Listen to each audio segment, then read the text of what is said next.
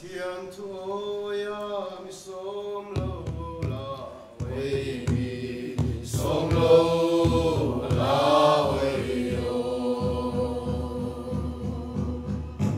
ca thiang lim ca ru yang ti ca la me se ro ko lai tung so lang oi ya suang tu zu oi yo suang tu zu mo chia ni suang tu zu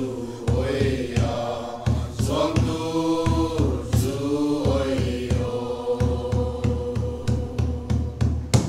ta ngao thiang lim ca ru yang ti ca la ve se ro ko lai kung so lang oi ya suang tu zu oi yo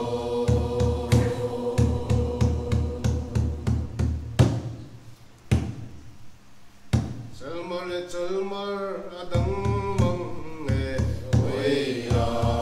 dang mang nghe oi yo Cây đi chalmar lalai ta do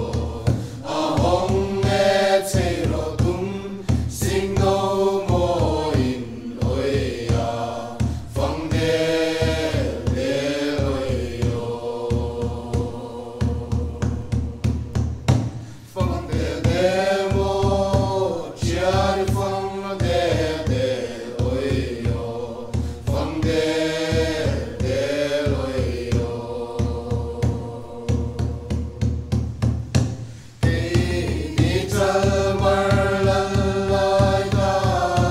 do a hong nghe chê ro tum sing no mo in oi ya phang de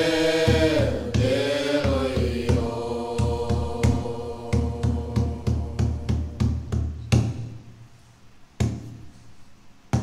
Chal tu do